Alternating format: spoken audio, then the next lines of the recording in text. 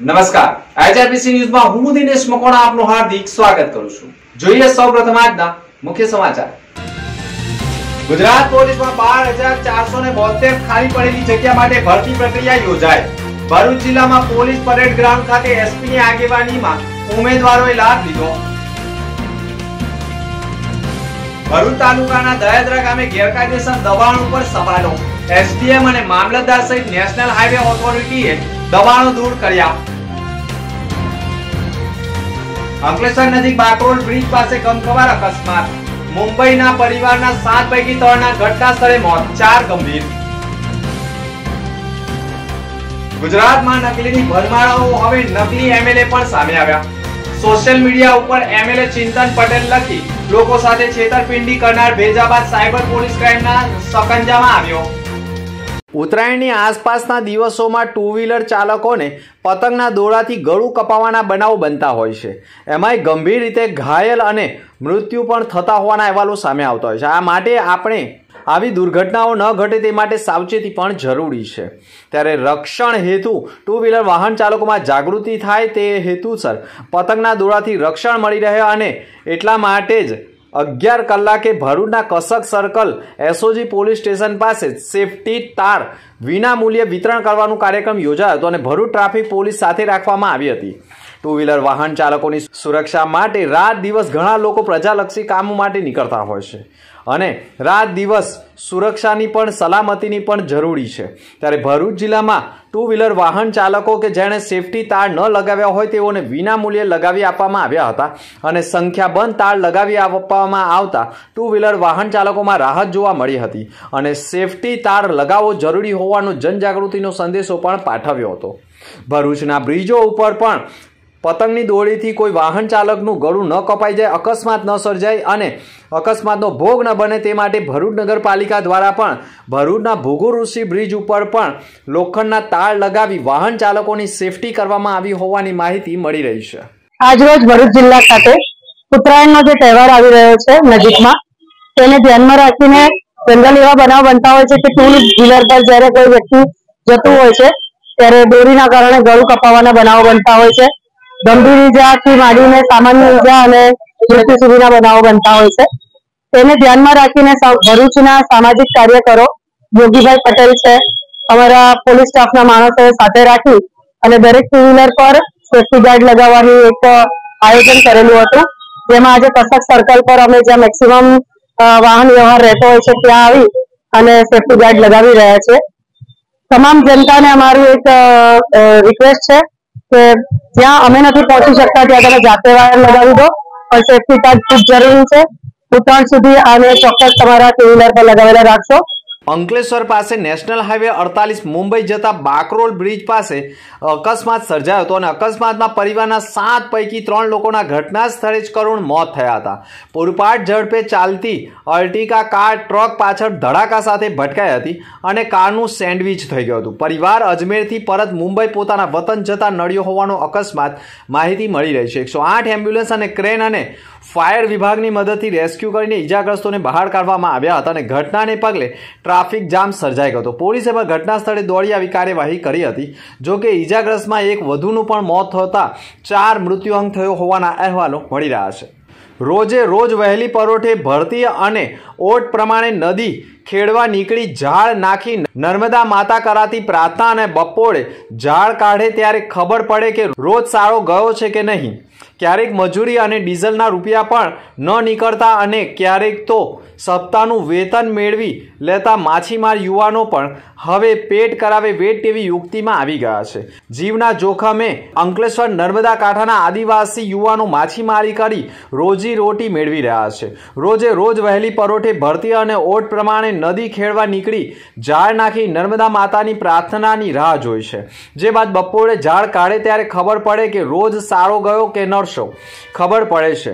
ક્યારેક મજૂરી અને ડીઝલના રૂપિયા પણ નીકળતા ન હોવાનું પણ માનવામાં આવે છે અને સપ્તાહનું વેતન પણ માછીમાર યુવાનો મેળવી લે છે। વ્યવસાયોને ત્યાં માછીમારને ત્યાં પણ મજૂરી કરી માછીમારી શીખ્યા બાદ આત્મનિર્ભરતા મેળવી જાતે જ માછીમારી શરૂ કરી છે. સામાન્ય રીતે આદિવાસી યુવાનોને આપણે વનવાસી કે પછી મજૂરી વર્ગના હોવાનું વિચારીએ છીએ, પણ હવે આદિવાસી યુવાનો પણ આત્મનિર્ભરતા મેળવવા અનેક વિવિધ વ્યવસાયમાં ઝંપલાવ્યું છે. માછીમાર વ્યવસાય આમ તો માછી અને ખારવા સમાજનો પરંપરાગત વ્યવસાય છે, પણ હવે આ વ્યવસાય પર તેમનો પણ ઇજારો રહ્યો નથી. એક સમયે નાવડીના સહાય કે પછી ખલાસી તરીકે કામ કરતા આદિવાસી યુવાનોએ પણ પેઢી દર પેઢી ચાલી આવતી પરંપરા તોડી નાખી છે અને અંકલેશ્વર તાલુકાના તરિયા, ધંતુરિયા, માટીએડ, કોયલી સહિતના ગામોમાં રહેતા આદિવાસી યુવાનો હવે આત્મનિર્ભર બન્યા છે અને નોકર તરીકે કામ કરવાનું છોડીને જાતે જ માલિક બન્યા છે. 70થી 80 જેટલા આદિવાસી પરિવારોની નાવડીઓ ખેતમજૂરી અને નાવડી પર ખલાસીની કામગીરી છોડીને માછીમારી શરૂ કરી છે અને વહેલી સવારે જ સૂરજ ઉગે એ પૂર્વે જ દરિયાની ભરતીના પાણી સાથે નદીમાં નાવડી ઉતારી માછીમારીની શરૂઆત કરે છે અને ઝાડ નાખતા નદી ખેડતા છેક દરિયા નજીક નર્મદા સંગમ સ્થળ સુધી બપોર સુધી પહોંચી જાય છે. ત્યાં ઘડીક આરામ કર્યા બાદ હળવું ટિફિન જમી પુનઃ એક દિશા તરફ નીકળતા હોય છે અને માછલી અને અન્ય જળચરને કાઢી લઈ બાકીનો કચરો બહાર નાખતા હોય છે. ત્યારે હવે આદિવાસી માછીમારો પણ આત્મનિર્ભર બનવાના પ્રયાસ કરી રહ્યા છે, પરંતુ જોખમી રીતે પણ માછીમારી કરી રહ્યા છે. ઘણા આદિવાસીઓ નાવડી કે બોટ ખરીદી શકતા નથી. તેઓ થર્મોકોલની સીટ ઉપર બેસીને પણ જીવના જોખમે પણ માછીમારી કરી પેટ કરાવે વેટ તેવી યુક્તિને સાર્થક કરી રહ્યા છે. રોજની ફિક્સ નહીં હોય, આમ પડે 5 કિલો 2 કિલો 3 કિલો 4 કિલો પડે. કેટલી મચ્છી જે પારવા તમે નીચે ઉતરો અંદર તો કેવી તકલીફો પડે? રિસ્કનું કામ ભાઈ, પાણીનું કામ એટલે રિસ્કનું હોય. કોઈ વાર બોટ પલટી મારી ગયો એવું એમ તેમ કઈ? ના, એવું હજુ સુધી નહીં થયું, પણ થઈ જાય. તોફાન આવી જાય તો કદાચ થઈ જાય. કુદરતનું નક્કી નહીં કહેવાય, ક્યારે જીવના જોખમથી કામ કરીએ. કઈ કઈ મછલી જે તમે પાડો છો? બોય આવે, ગોટિયા, જાછી, બધું જ. અને માર્કેટમાં જાય કે તમે છૂટક ધંધો? છૂટક વેચી દઈએ, વધારે પડે તો માર્કેટમાં આપી દઈએ. રોજનું તમે જે મચ્છી લાવો કેટલો ધંધો થાય? 500 600 200 100 નો બી થાય. એમ એવું કઈ નક્કી નહીં હોય કે ફિક્સ પૈસા. તો આમાં ગુજરાત ચાલી રહે તમારું ઘર? હા, ચાલી જાય. ગુજરાતમાં નકલી સીએમઓ, નકલી કચેરીઓ, નકલી કિન્નરો, નકલી પીએમઓ, નકલી ટોલનાકુ, નકલી સીઆઈડી, નકલી જજ, નકલી કોર્ટ, મોટા ભાગે બધું જ નકલી પકડાયું. માત્ર બાકી હતું તો નકલી ધારાસભ્ય, અને તેનો પણ હવે સમાવેશ થઈ ગયો છે. ગુજરાતમાં ફેસબુક ઉપર એમએલએ ચિંતન પટેલ તરીકેની ઓળખ આપી ફેસબુક ઉપર રૂપિયાના બંડલો અને સોનાના બિસ્કિટના ફોટા અપલોડ કરી સંખ્યાબંધ લોકો સાથે છેતરપિંડી કરનાર ચિંતન પટેલ સામે માત્ર ભરૂચ જિલ્લામાં જ નહીં પરંતુ ગુજરાતના અનેક જિલ્લાઓમાં ગુનાઓ દાખલ થયેલા છે અને હવે તો આ ચિંતન પટેલે પોતાનું આધાર કાર્ડમાં પણ ચિંતન પટેલના બદલે ધ્રુવ પટેલ દર્શાવી મુંબઈની એક મહિલા સાથે મંદિરમાં લગ્ન કર્યા હોવાના ફોટા અને વિડીયો પણ વાયરલ થતા જ ભેજાબાદ અનેક મહિલાઓને ટાર્ગેટ કરી ચૂક્યો હોય અને લાખો રૂપિયા પડાવતો હોવાનો ચોંકાવનારો વિસ્ફોટ થઈ ચૂક્યો છે.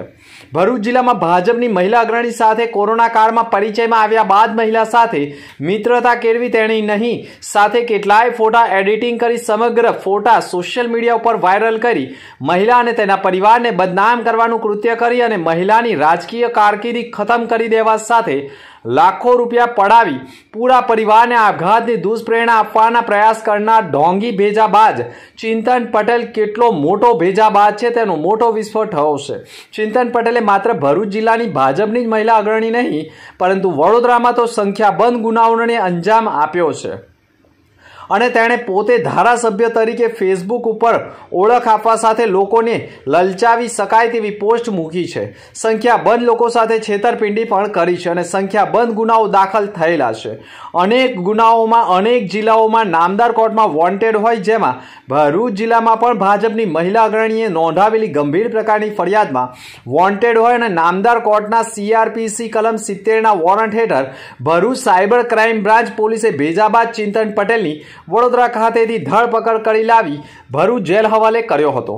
અત્રે ઉલ્લેખનીય બાબત એ પણ છે કે આ ભેજાબાદ સામે ભરૂચ જિલ્લા સહિત વડોદરાના પાણીગેટ પોલીસ સ્ટેશન, વડોદરાના જેપી રોડ પોલીસ સ્ટેશનમાં તથા સાવલી પોલીસ સ્ટેશન અને આંતરસુબા પોલીસ સ્ટેશન સહિત ગુજરાતભરના અન્ય જિલ્લાઓમાં પણ ગંભીર પ્રકારના ખોટા દસ્તાવેજ, છેતરપિંડી, ખોટી ઓળખ સહિતના વિવિધ ગુનાઓ દાખલ થયેલા હોવાની માહિતી ચર્ચાનું કેન્દ્ર બની છે અને ઘણા જિલ્લામાંથી નામદાર કોર્ટના ચિંતન ઉર્ફે ચેતન પ્રભુદાસ પટેલ વોન્ટેડ હોય અને પોલીસ તેને શોધી રહી હોવાની પણ માહિતી મળી રહી છે.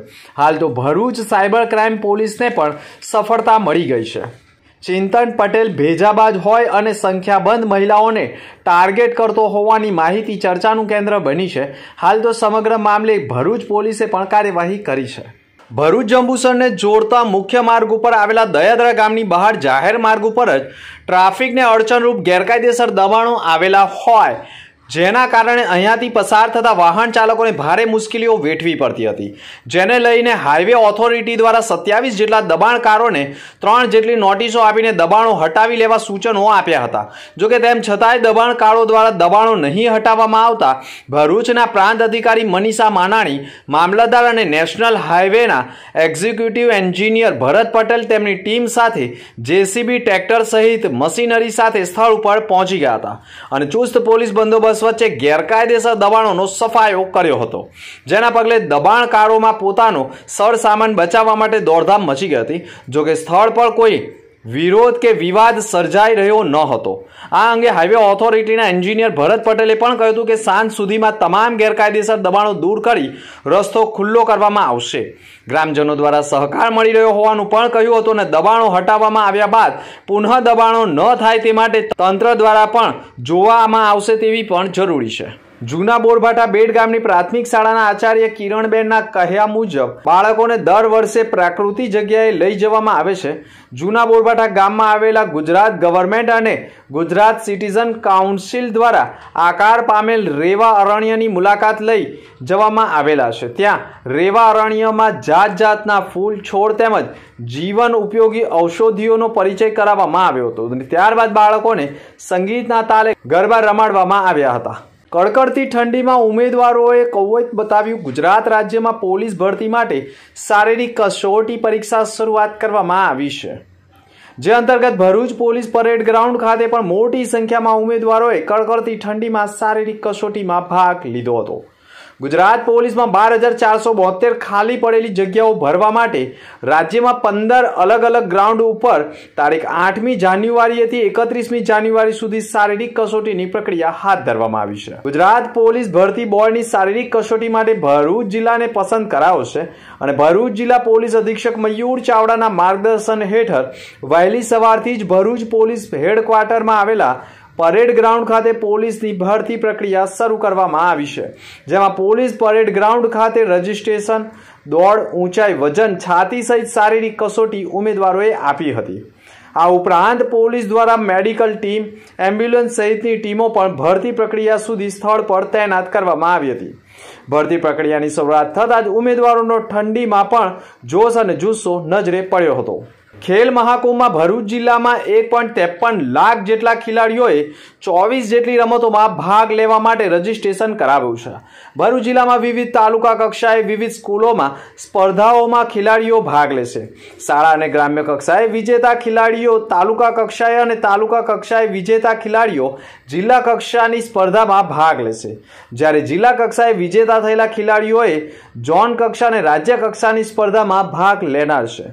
6 જાન્યુઆરીએ ભરૂચ તાલુકાના સંસ્કાર સ્કૂલ ખાતે વોલીબોલ રમતની સ્પર્ધાનું આયોજન કરાયું હતું, જેમાં અલગ અલગ વય જૂથમાં ભાઈઓ બહેનો મળી કુલ 67 ટીમોએ ભાગ લીધો હતો. અને આ સિવાય 7મી જાન્યુઆરીના રોજ પણ KGM શાળા ખાતે પણ એથ્લેટિક રમતનું આયોજન કરાયું હતું, જેમાં અંડર 19, અંડર 11, અંડર 14 અને અંડર 17 ઓપન કેટેગરી મળી કુલ આશરે 636 જેટલા ખેલાડીઓએ ભાગ લીધો હતો.